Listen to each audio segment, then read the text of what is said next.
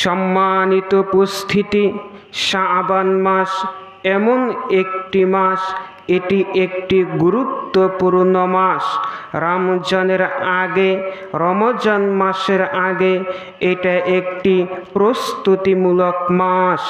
যেরকম আমরা এসএসসি পরীক্ষা দেওয়ার আগে একটা পরীক্ষা হয়, যেটার নাম দিয়ে থাকি নির্বাচনী পরীক্ষা, প্রস্তুতি পরীক্ষা। ঠিক ওই রকমই যে রমজান মাসের আগে এই মাসটি হচ্ছে পরীক্ষামূলক মাস, আমরা প্রস্তুতি নিব। রাসূল সাল্লাল্লাহু আলাইহি ওয়াসাল্লাম এ মাসে সিয়াম রাখতেন। আল্লাহর নবী বলছেন মিশকাতের হাদিসে, এক ব্যক্তি রাসূল সাল্লাল্লাহু আলাইহি ওয়াসাল্লামকে সিয়াম, এই শাবান মাসের সিয়াম সম্পর্কে জিজ্ঞেস করলেন। আল্লাহর নবী বলছেন, তুমি কি জানো না এই মাস এমন একটি মাস, এই মাসে বাৎসরিক রিপোর্ট আমলনামা আল্লাহর নিকট পেশ করা হয়। শাবান মাসে বাৎসরিক রিপোর্ট, বাৎসরিক আমলনামা আল্লাহর নিকট পেশ করা হয়। তাই আমি আল্লাহর নবী চাই আমার রিপোর্টটাও যেন, আমার আমলনামাটাও যেন আমি সিয়ামরত অবস্থায় আল্লাহর কাছে পৌঁছে। সম্মানিত উপস্থিতি, আপনাকে যে কথা বলতে চাচ্ছিলাম, রাসূল সাল্লাল্লাহু আলাইহি ওয়াসাল্লাম শাবান মাসে সিয়াম রাখতে বলেছেন। সেটা 15 শাবান পর্যন্ত সিয়াম রাখতে হবে। রাসূল সাল্লাল্লাহু আলাইহি ওয়াসাল্লাম 15 শাবানের পরে সিয়াম রাখতে নিষেধ করেছেন।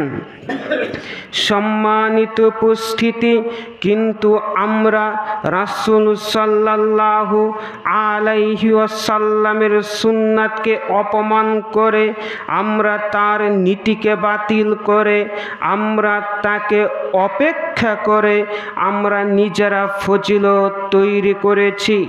এই শাবান মাসে ও ফজিলতের নামে অনেক ধোঁকা দেওয়া হয় আমাদেরকে, অনেক রাসূল সাল্লাল্লাহু আলাইহি ওয়াসাল্লামকে অপমান করা হয়।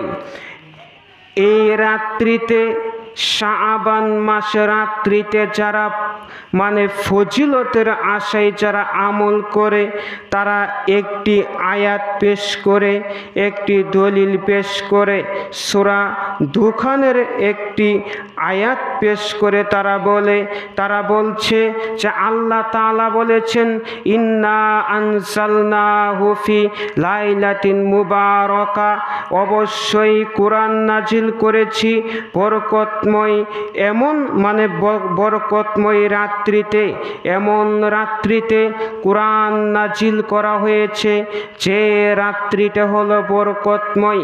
তারা বলে বরকতময় রাত্রি নাকি শাবানের রাত্রি, তারা একথাই বলে, তারা আমল করে থাকে। অথচ মহান আল্লাহ বলেন অন্য সূরাতে, সূরা কদরে বলেছেন, ইন্না আনজালনাহু ফি লাইলাতুল কদরি, আমি কোরআনকে নাজিল করেছি লাইলাতুল কদরের রাত্রিতে। সম্মানিত উপস্থিতি, তাহলে তাদের যুক্তির সাথে কোরআনের আয়াতের মিল আছে? মিল নেই। তারা বলছে যে মূল্যবান রাত, আল্লাহ এই আয়াতে মূল্যবান রাত বলতে বুঝিয়েছেন কদরের রাত্রিতে।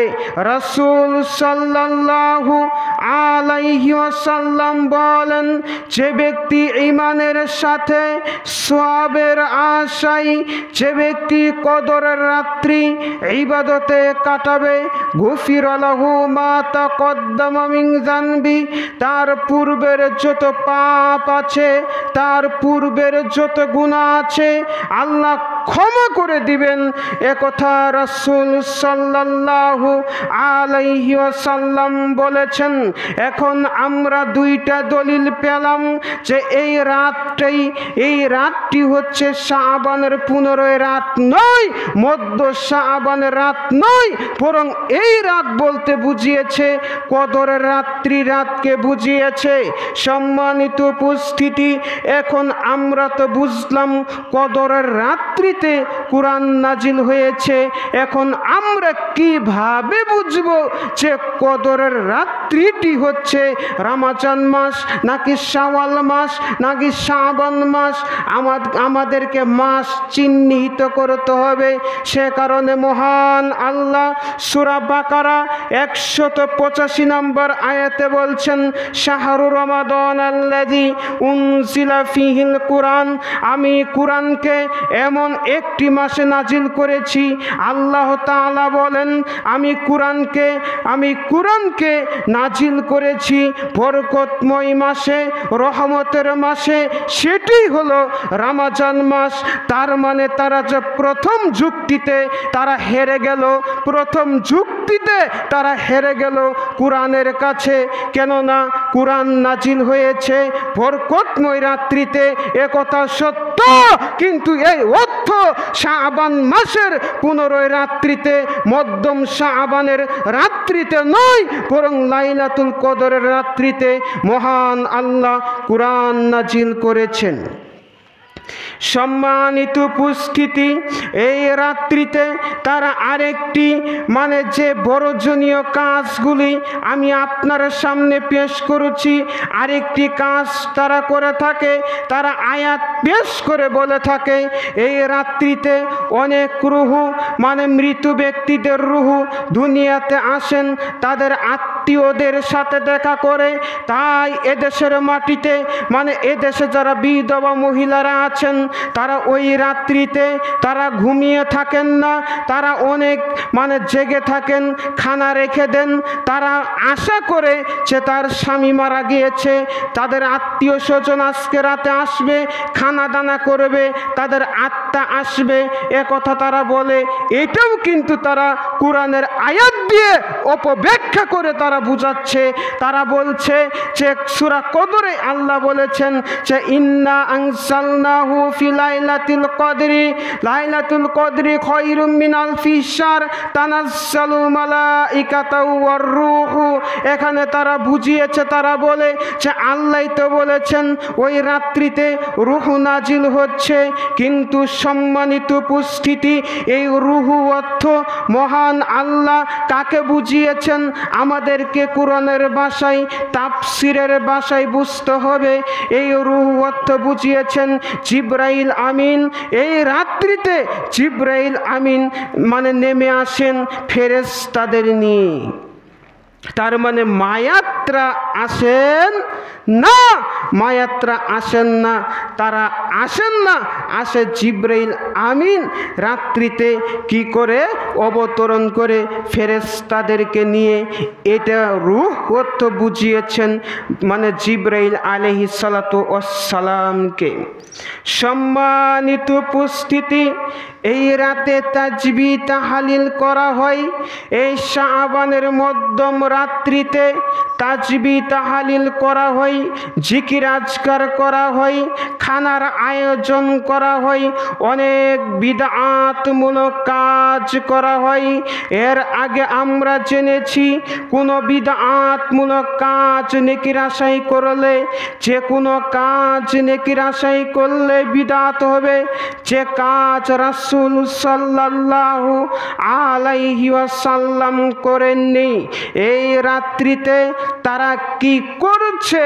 তারা এই রাত্রিতে তারা জিকির আজকার করেছে।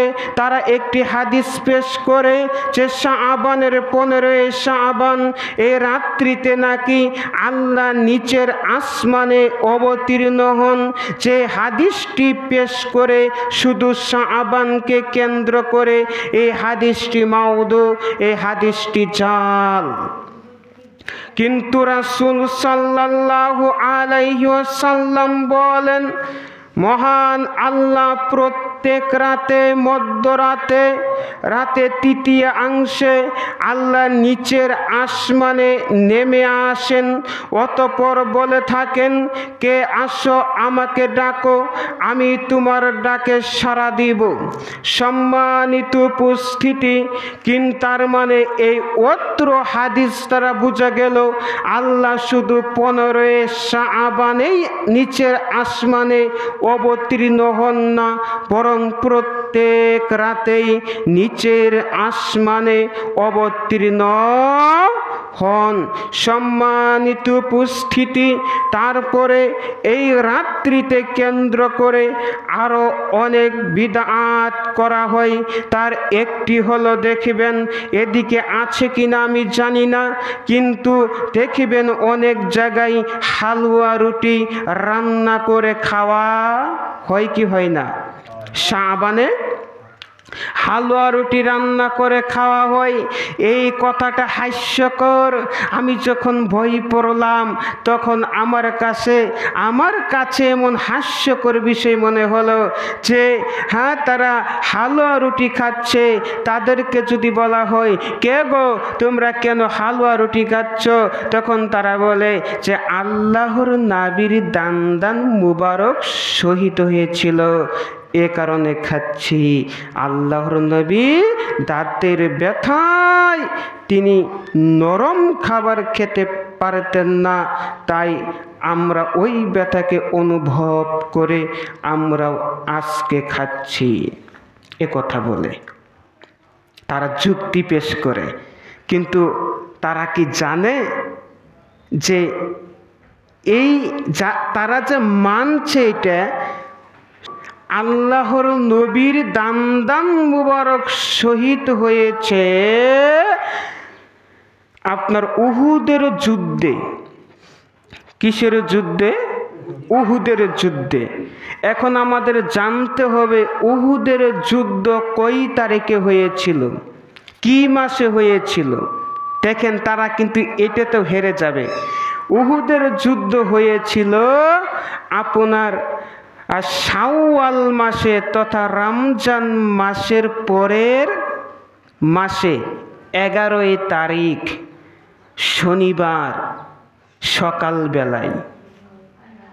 তাহলে রাসূল সাল্লাল্লাহু আলাইহি ওয়াসাল্লামের দান মুবারক শহীদ হয়েছিল কি মাসে? শাওয়াল মাসে। আর সেদিন বারটা কি ছিল? শনিবার। আর তারিখটা কত ছিল? 11 তারিখ। আর তারা শাবান মাসে এটা পালন করেছে। তারা তো এমনিতেই বাতিল। আর এরা যে এই হালুয়া রুটি খাচ্ছে, রাসূল সাল্লাল্লাহু আলাইহি সাল্লাম দাঁতের ব্যথা সহ্য না করতে পেরে আল্লাহর নবী নরম খাবার খেতেন। কেননা সাধারণত আমরাই যখন দাঁতের ব্যথায় ভুগছি আমরা কিন্তু শক্ত খাবার খেতে পারি না। সে কারণে আল্লাহ নবী কষ্টে খাচ্ছেন এই নরম খাদ্য, আর আমরা এটা অনুষ্ঠান করে আমরা ফটকা বাজাচ্ছি, তারপরে অনেক আয়োজন করে এটা আমোদ করে এটা পালন করছি। তারপরেও এই আমলটা সাহাবি থেকে তাবি থেকে এবং কি কোনো রাসূল সাল্লাল্লাহু আলাইহি সাল্লামের স্ত্রীদের থেকেও এই আমলটা প্রমাণিত নয়।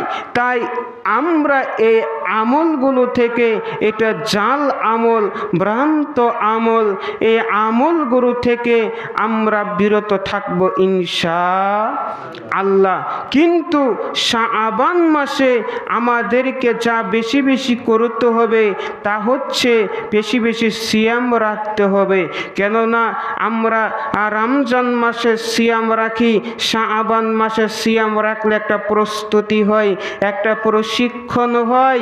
সেই কারণে আপনারা শাবান মাসে সিয়াম রাখবেন, কিন্তু 15 শাবানের পর আল্লাহর নবী সিয়াম রাখতে নিষেধ করেছেন। কিন্তু যারা এই অনুষ্ঠান করে তারা সেই দিন থেকে সিয়াম রাখে, তারা যে কাজগুলো করেছে এটা স্পষ্ট বিদআত, হাদিস বিরোধী কাজ। আর আমরা রাসূলের উম্মত হয়ে হাদিস বিরোধিতা করতে পারি না, রাসূল সাল্লাল্লাহু আলাইহি ওয়াসাল্লামকে অপমান করতে পারি না। সম্মানিত উপস্থিতি, তার মানে আমরা এই আয়াতগুলো দ্বারা জানতে পারলাম, হাদিসগুলো দ্বারা জানতে পারলাম শবে বরাত বলতে কোরআন হাদিসে কোনো রাত কে বলা হয়নি। তাহলে এগুলো ভ্রান্ত, এগুলো থেকে আল্লাহ সুবহানাহু ওয়া তাআলা আমাদেরকে রক্ষা করুন বলি আল্লাহুম্মা আমিন।